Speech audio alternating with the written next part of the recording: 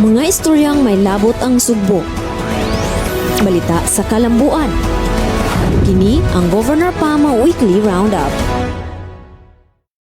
People's Governor Pam Marie 4 naghatag og 10,000 pesos nga cash assistance sa mga naapektuhan sa bagyong Tino sa Compostela ug Liloan.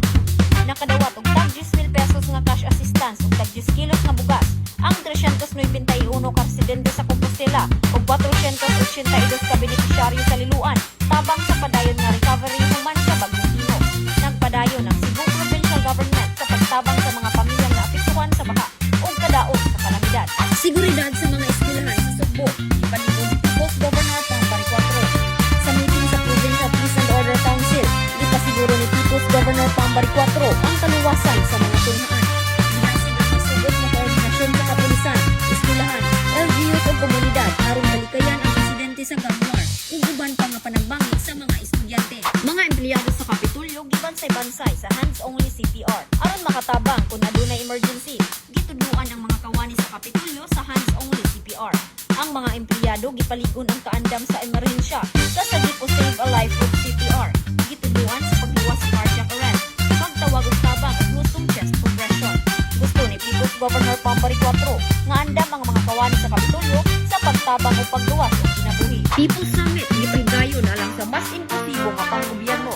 Gipahigayon sa Kapitulyo ang 3rd edition sa Understanding Choices series pinaagi sa People's Participation in Governance and Development Summit.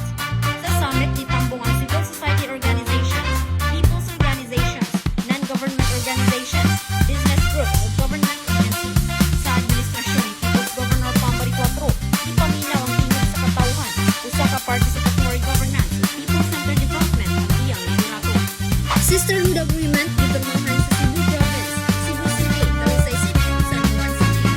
Sa pagtinabangay sa pagpalangke sa serbisyo ug pagbayuway sa mga best practices, nagpirmahan na yung Sisterhood Agreement ang LGU sa Cebu Province, Cebu City, Talisay City ug San Juan City sa Luzon. Gihimo ang Sisterhood Agreement sa Kapitulyo, kauban si People's Governor Pam Marie 4, Cebu City Mayor Nestor Archibald, Talisay City Mayor Gerald Anthony Gullas ug San Juan City Mayor Francis Zamora. Province-wide feeding program gilusad sa Sugbo. Sa Jose Chonaho Elementary School sa Balamban, nangulo si People's Governor Pam Marie 4 sa paglusad sa tabang pampabaskog feeding program. Ang feeding program adunay 140 mil units nga budget. Adunay 7 ka mobile kitchens ug motabang sa mga 1,000 ka estudyante. Pinaagi sa ready-to-eat meals. Sa paglusad sa feeding program, ang gobernador naghatag usab og school supplies sa kindergarten hangtod sa grade 3. Isip suporta sa kahimsog ug edukasyon sa kabataan sa Sugbo. Cebu Provincial Hospital sa Balamban, gilusad ang bagong mammogram services. Si People's Governor Pam Marie 4 ang unang misulay sa bagong mammography unit sa CPH Balamban.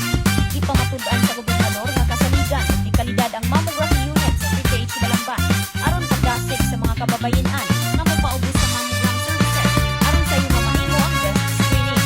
Ang mammogram services anaa usab sa CPH Sugbo, CPH Carcar ug CPH Danao.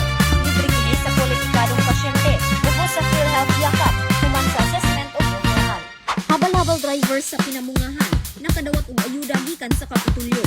Nangulo si People's Governor Pam Marie 4 sa paghatag og ayuda sa kapin 1,000 ka habal-habal drivers sa pinamungahan. Ang mga habal-habal drivers nakadawat og 3,000 pesos nga fuel assistance o purchase fees nga bugas.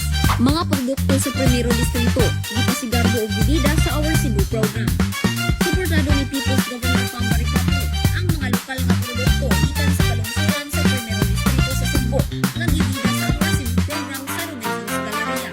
Gibida ang local products o delicacies sa Carcar City, Naga City, Talisay City, Planilla, San Fernando, Cebu.